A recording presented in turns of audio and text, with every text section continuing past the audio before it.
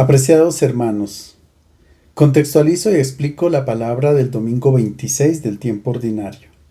La primera lectura está tomada del libro de los Números, capítulo 11, versículos 25 a 29. Moisés había entrado ya en una etapa adulta de su vida y estaba muy cansado de gobernar el pueblo de Israel. Se queja contra Dios por haberle dado esta misión y lo hace con las siguientes palabras que preceden a nuestro texto. Señor, ¿acaso he concebido yo a este pueblo?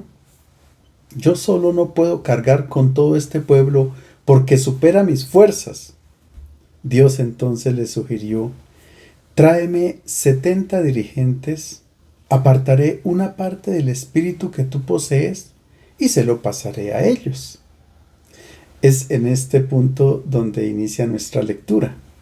En aquellos días, el Señor bajó en la nube, habló con Moisés y apartando parte del espíritu que él poseía, se lo pasó a los 70 dirigentes del pueblo que estaban en la tienda del encuentro. Al posarse sobre ellos el espíritu, se pusieron a profetizar una sola vez. Habían quedado en el campamento dos del grupo, llamados Eldad y Medad. Aunque estaban en la lista, no habían acudido a la tienda del encuentro. Pero el Espíritu se posó sobre ellos y se pusieron a profetizar en el campamento. Un muchacho corrió a contárselo a Moisés. Eldad y Medad están profetizando en el campamento. Josué, hijo de Nun, ayudante de Moisés desde joven, intervino. Prohíbeselo tú, Moisés, señor mío. Moisés le respondió, ¿estás celoso de mí? Ojalá todo el pueblo del Señor fuera profeta y recibiera el espíritu de profeta. Estamos ante un acontecimiento que sorprende. Era inesperado para todos aquellos que estaban allí reunidos.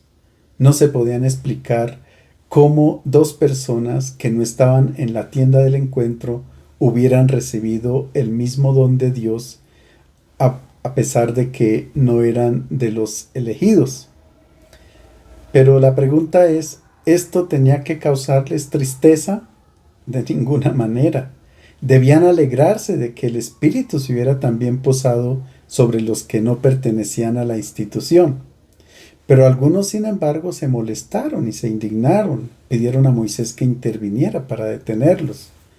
El mismo Josué, hijo de Nun, que es el sucesor de Moisés y el que entra con el pueblo a la tierra prometida, él se puso de parte de los que querían restaurar el orden y la jerarquía.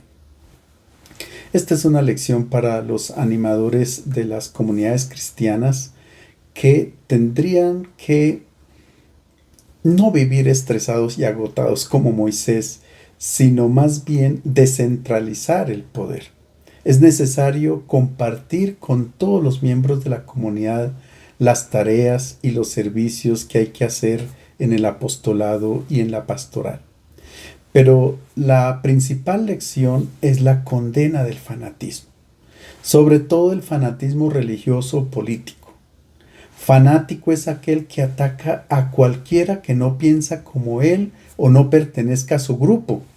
Es quien cierra los ojos al bien que hacen los demás. ¿Por qué? Porque está convencido de que los que no están con él o no comparten sus convicciones y proyectos son malos y hay que combatirlos. El fanático es peligroso porque si no puede imponerse con la razón, recurre a la espada, como lo hizo también Josué, hijo de Nun. Es que el espíritu no puede ser encerrado dentro de los límites de una institución, nos deja como enseñanza también este pasaje. Dios es libre para romper el molde y para suscitar el bien en cualquier lugar. Donde existen el amor, la paz, la alegría, allí está la obra del Espíritu de Dios. Estos ancianos recibieron el espíritu de Moisés y realizan la obra que caracterizaba a Moisés, la de ser profeta. En el bautismo nosotros recibimos el Espíritu de Jesús para realizar las obras que hacía Jesús y para que quien nos vea, lo vea también a Él. La segunda lectura está tomada de la carta del apóstol Santiago, capítulo 5, versículos 1 a 6. El apóstol arremete contra los ricos que administran mal sus riquezas. Ya los profetas en el Primer Testamento habían hecho muchas amenazas contra los ricos. Sin embargo, aquí Santiago es muy provocativo y no distingue entre los ricos buenos y los ricos malos. Se refiere a los ricos en general. Escuchemos. Ahora les toca a los ricos. Lloren y griten por las desgracias que van a sufrir. Su riqueza está podrida, sus ropas apolilladas. Su plata y su oro herrumbrado, y su herrumbre atestigua contra ustedes y consumirá sus cuerpos como fuego. Ustedes han amontonado riquezas ahora que es el tiempo final. El salario de los obreros que no pagaron a los que trabajaron en sus campos alza el grito. El clamor de los cosechadores ha llegado a los oídos del Señor Todopoderoso. Ustedes llevaron en la tierra una vida de lujo y placeres, han engordado y se acerca el día de la matanza. Han condenado y matado al inocente sin que él les opusiera resistencia. Santiago no está en contra de la riqueza, la cual es un bien en sí mismo y no debe ser destruida, sino como hicieron los profetas e hizo también Jesús, denunciar el mal uso y el peligro que representa cuando es adorada como un ídolo. Es que el rico se olvida fácilmente de que puede pasarle como dice Isaías, que correrá la suerte de la flor de un prado. Al salir el sol calienta con fuerza, la hierba se seca, la flor se marchita y su belleza se pierde. Así se marchitará el rico con sus negocios, dice Santiago, porque es que la codicia es la raíz de todo pecado y es la causa de todos los desacuerdos y conflictos, también afirma Santiago. Y denuncia en forma apasionada el origen de la riqueza. Se acumula la riqueza por lo general a través de la injusticia contra el más débil. Es el resultado de la intimidación, de maniobras corruptas, de la explotación de los trabajadores a quienes no se les recompensa por el fruto de su trabajo, o al menos se les da lo justo. Defraudar el sueldo de un trabajador es equivalente a matarlo. Enriquecerse con lo que le corresponde a los pobres no solamente es corrupción, sino que equivale a quitarles la vida. Santiago dice a los ricos: ustedes llevaron en la tierra una vida de lujo y placeres. Han engordado para el día de la matanza. La gravedad de esta denuncia se explica por el hecho de que la acumulación de bienes es incompatible con la opción evangélica. Los bienes de este mundo son para todos y deben ser compartidos con los necesitados. Jesús dijo con toda claridad: quien no renuncia a sus bienes no puede ser mi discípulo. El Evangelio está tomado de San Marcos, capítulo 9, versículos 38 a 48. Se trata de una queja del apóstol Juan a Jesús y de una serie de dichos del Maestro. El contexto es el de la narración del Evangelio de Marcos, donde encontramos un pasaje donde se dice que Jesús envió a sus discípulos en misión. Ellos van felices predicando el Evangelio y expulsan a muchos demonios sin ningún problema. Sin embargo, el evangelista en este capítulo 9 presenta un episodio donde un padre de familia lleva a su hijo que está poseído por un demonio. De hecho, que este demonio deja al niño mudo, cada vez que lo ataca lo tira al suelo, le hace echar espuma por la boca, rechinar los dientes y se queda rígido. Pensamos que se trata de un episodio de epilepsia. El hecho es que los discípulos no son capaces de expulsar este demonio. Tanto así que el padre de familia lleva a su hijo delante de Jesús. Y luego aparece un episodio en el que una persona que no pertenece al grupo de los discípulos está expulsando demonios en nombre de Jesús y sin ningún problema. Esto suscita entonces la preocupación del apóstol Juan. Escuchemos. En aquel tiempo dijo Juan a Jesús: Maestro, vimos a uno que expulsaba demonios en tu nombre y tratamos de impedírselo porque no nos sigue. ¿Quién es Juan que habla con Jesús? Es el apóstol, el evangelista, el hermano de Santiago, hijo de Zebedeo, a quien Jesús los llama Boanerges, es decir, hijos del trueno. ¿Por qué? Porque eran personas explosivas, estaban listos a crear problemas, eran fanáticos. Ellos son los que se acercan a Jesús para pedirle los primeros puestos apenas Jesús establezca el reino de Dios. Esperaban gloria, honor, suceso. En el capítulo 9 del Evangelio de Lucas hay un episodio donde Jesús tiene que atravesar Samaria, pero no lo acogen los samaritanos. Entonces Juan y Santiago se acercan a Jesús y dice: quiere que invoquemos fuego del cielo para que caiga sobre ellos y los destruya, pensando en la figura de Elías, que había invocado fuego del cielo sobre la víctima en el monte Carmelo. Fanáticos.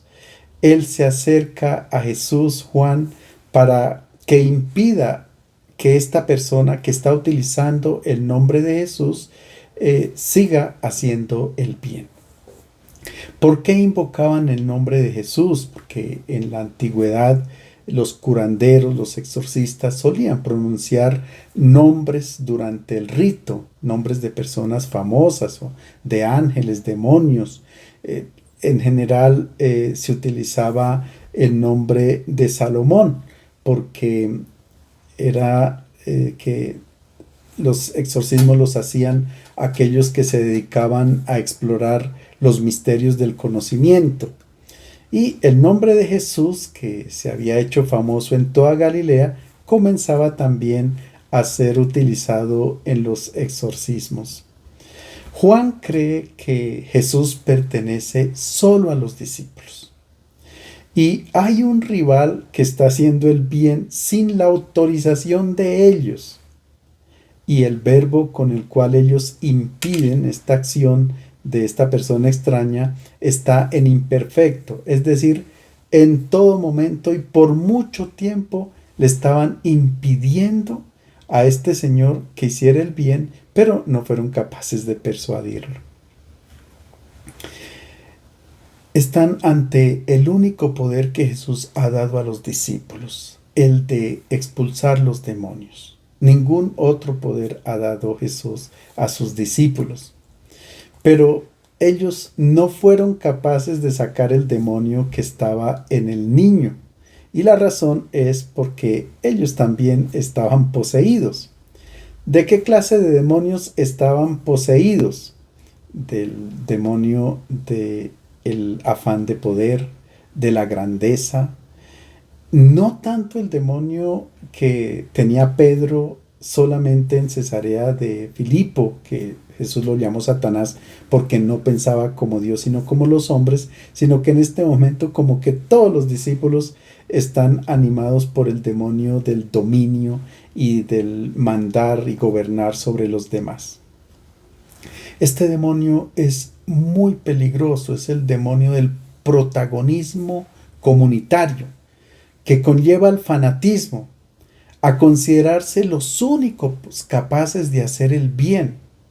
El fanatismo nace del orgullo del grupo y es muy peligroso porque despierta celos. Y este demonio también está presente en nuestras comunidades cristianas, sobre todo en los movimientos. A nivel particular, las personas son como buenas, coherentes con la vida, pero cuando están en grupo se vuelven fanáticos, Se consideran los únicos que tienen derecho a tener a Cristo y a tener la verdad. La queja de los discípulos es que la persona está haciendo el bien, expulsando demonios, pero no lo siguen, porque ellos se consideran únicos depositarios del bien y estaban celosos. Sacar los demonios es humanizar a la persona. Es que hay una pulsión dentro de nosotros que nos lleva a hacer el bien. Proviene sin lugar a dudas del Espíritu de Dios. Pero hay otra pulsión que nos impulsa a hacer el mal, a deshumanizarnos. El orgullo, la violencia, la guerra, los celos, la codicia, el poder. Son fuerzas que no salen únicamente con agua bendita o con un exorcismo, sino que salen realmente con el encuentro con Dios, con el encuentro con la palabra, con el evangelio, con la oración, con los sacramentos. ¿Quiénes son capaces de expulsar estos demonios? ¿Únicamente quien está dentro de un grupo, de una institución, o cualquier persona que posea el Espíritu de Cristo? Él es capaz de hacer el bien.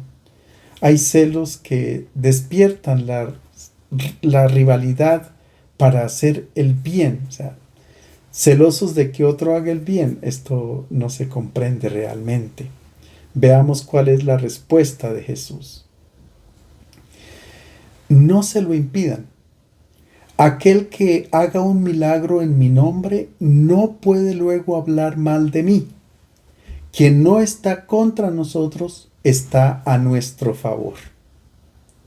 Jesús había dicho a los discípulos que se alegraran cuando vieran que los demonios estaban siendo expulsados, porque quien quiera que hiciera el bien está de parte de Jesús. El problema es que es difícil aceptar que otro haga el bien, porque nosotros pensamos ser los depositarios de todo lo bueno. Y cuando nos dan lecciones de honestidad, de amor, de hospitalidad, tolerancia, entonces inmediatamente suscita en nosotros una rivalidad. Jesús dice, quien quiera que se deje guiar por el Espíritu de Dios que está dentro de todo hombre, hace el bien. Esto quiere decir que no necesariamente la comunidad cristiana es el único lugar donde se realiza el bien. Jesús continúa ahora con una serie de dichos. Veamos el primero. Quien les dé a beber un vaso de agua en atención a que ustedes son del Mesías, les aseguro que no quedará sin recompensa. Un vaso con agua parece algo insignificante, pero si nos ubicamos en el desierto, en el tiempo de Jesús, en una persona que va de viaje bajo el rayo del sol, entonces es realmente un gesto supremamente importante. Es el significado de la acogida y de la protección. Notemos que el vaso con agua no lo ofrece un creyente, un cristiano no. Lo ofrece un no creyente al cristiano, al discípulo, por ser de Jesús. Y eso no se queda sin recompensa, es decir, produce fruto, porque se trata del encuentro entre dos personas. Es el comienzo de un diálogo, de un intercambio de ideas que surge fruto de un acto de amor. Todo aquello que favorece la comunicación entre las personas es un don precioso, no importa de dónde proceda. El segundo dicho de Jesús. Si alguien escandaliza a uno de estos pequeños que creen en mí, más le valdría que le atasen una piedra de molino en el cuello y lo arrojaran al mar. La palabra escándalo en griego significa obstáculo, aquello que impide o interrumpe el camino de una persona.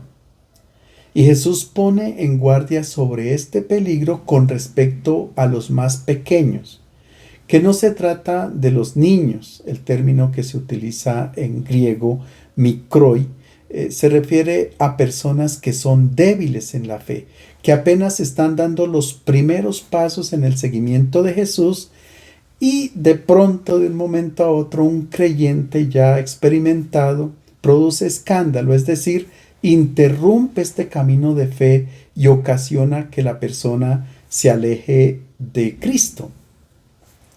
¿Qué es lo que escandaliza? ¿Qué es lo que interrumpe este camino de fe?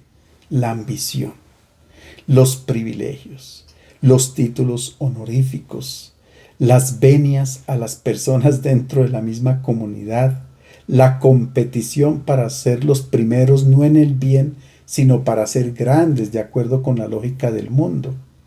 Es un espectáculo que no es edificante y que mantiene alejada a las personas pequeñas, a muchas personas que están iniciando un proceso de fe. Al ver eso, inmediatamente se alejan, echan para atrás de su proceso. Otro escándalo grande es la forma de concebir y de enseñar el rostro de Dios. Muchas personas se alejan de la comunidad cristiana porque se les muestra no el rostro misericordioso del Padre que nos enseña Jesús, sino un rostro castigador, vengativo, justiciero, que ha sido inventado por la lógica de los hombres. Otro escándalo es el comportamiento poco edificante cuando dejamos de ser luz del mundo o sal de la tierra. Ahora bien, Jesús dice que cuando se escandaliza a uno de estos pequeños es tan grave que se utilizan imágenes muy fuertes que se entendían fácilmente en el tiempo de Jesús. Morir ahogado en el mar.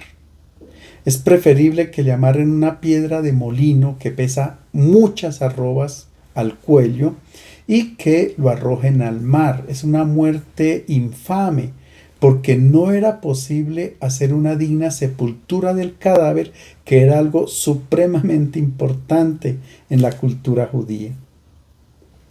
Los siguientes dichos de Jesús ponen en guardia contra otra forma de escándalo, y es el que procede del interior de la persona, el escándalo causado por la mano, por el pie, por los ojos, que son órganos que en la cultura judía indican impulsos hacia el mal, la lujuria, las inclinaciones que conducen lejos de Dios e inducen a opciones inmorales. Jesús pide que se corte inmediatamente con estos impulsos. Veamos entonces el tercer dicho. Si tu mano es motivo de escándalo, córtatela. Más te vale entrar manco en la vida que con 2 manos ir a parar a la gehenna, al fuego inextinguible, donde el gusano no muere y el fuego no se apaga. Hay como una fuerza negativa que emerge en nosotros. No todo lo que está en nuestra mente es bueno y Jesús nos quiere prevenir contra esta situación. Naturalmente, cortarse la mano o el pie o sacarse los ojos no se toma al pie de la letra, sino que es una actitud que hay que tomar en serio, porque puede ser un impedimento para construir una vida según el Evangelio. Los 3 dichos que vamos a explicar hablan de un lugar a donde se arroja la persona, la gehenna. ¿Qué es la gehenna? ¿A qué fuego se refiere? ¿Qué significa el gusano que no se acaba? Hay que aclarar que no se trata del infierno. Las llamas, el tormento, el diablo, el infierno no aparecen en el Evangelio. Jesús nunca ha mencionado el infierno. El infierno ha comenzado a surgir dentro del lenguaje de los cristianos a partir del siglo II después de Cristo. La gehenna es un lugar, es un valle que se encuentra al sur del monte Sión en la ciudad de Jerusalén. Es el valle de Gimnón y este Gimnón debía ser el propietario de este lugar. El problema es que se convirtió en un lugar maldito porque allí había una colina llamada Tofet, donde en la antigüedad se inmolaban niños en sacrificio a un dios Moloch, un ídolo pagano. Los cartaginenses eran famosos por esta clase de sacrificios.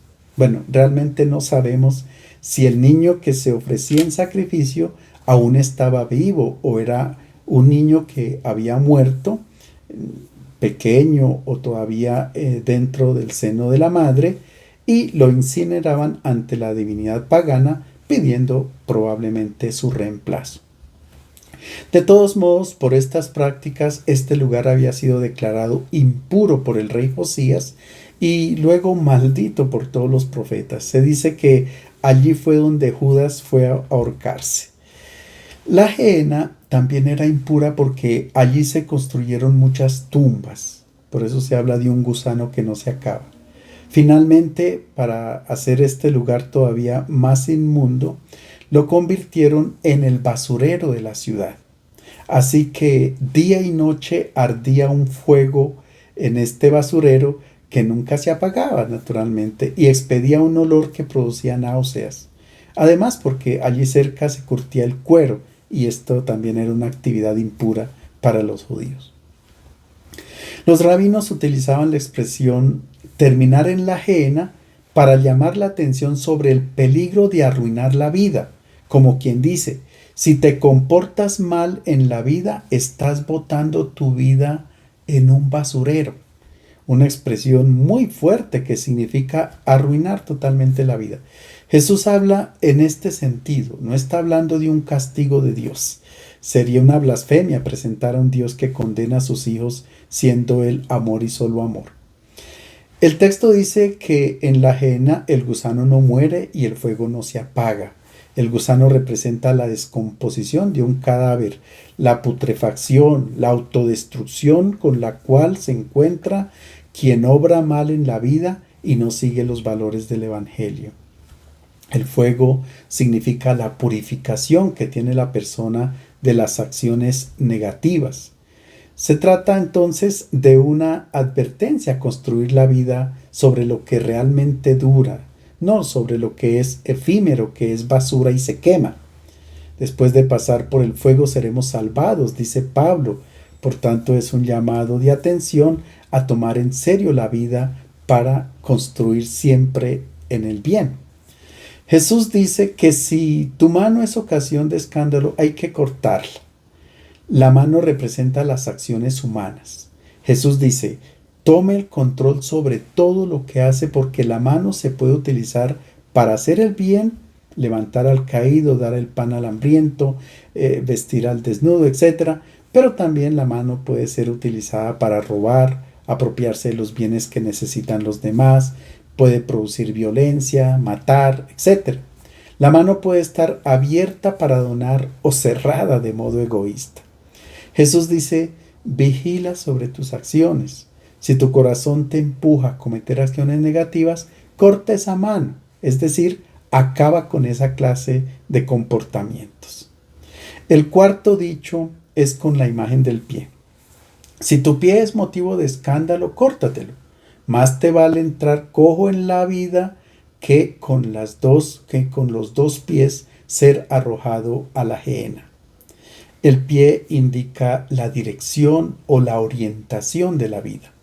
Jesús nos dice, mucha atención, ¿a dónde estás yendo? ¿Para dónde vas? En el judaísmo era común hablar en un lenguaje dialéctico, el camino de la verdad y el camino de la mentira, la corrupción o la justicia, la luz, las tinieblas, etc. Dios mismo en Deuteronomio capítulo 30 dice, yo pongo frente a ti la vida y la muerte, el bien y el mal. Escoge el camino de la vida. Jesús también habla del camino amplio y el camino angosto, la puerta amplia y la puerta angosta. Él quiere que pongamos mucha atención a nuestros pasos porque ¿a dónde estamos orientando la vida? Si la vemos en peligro, hay que cortar inmediatamente el pie, es decir, cortar la dirección equivocada. El quinto dicho es con la imagen del ojo. Si tu ojo es motivo de escándalo, sácatelo. Más vale entrar con un solo ojo en el reino de Dios que con los dos ojos ser arrojado a la Gehenna, donde el gusano no muere y el fuego no se apaga. El ojo representa el deseo que se despierta con lo que vemos.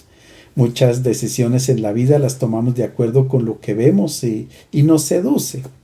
El discípulo tendrá que ser guiado no por el deseo de lo que ve y gusta, sino por la voz del Espíritu, por su identidad como hijo de Dios. Recordemos el fruto prohibido que la mujer ve que es bueno, gustoso. Jesús advierte, cuando tu proyecto de vida no está en sintonía con el amor, hay que cortar, no dar riendas porque luego ya puede ser muy tarde. Esto no quiere decir que Jesús prohíba disfrutar la vida en el modo correcto, no. Sencillamente nos está pidiendo unir nuestra vida a la de Él, porque al final la vida que tiene suceso es aquella que se construye sobre los valores evangélicos, que es ciertamente una vida de esfuerzo, pero una vida realizada, una vida realmente humana. Les deseo un feliz domingo.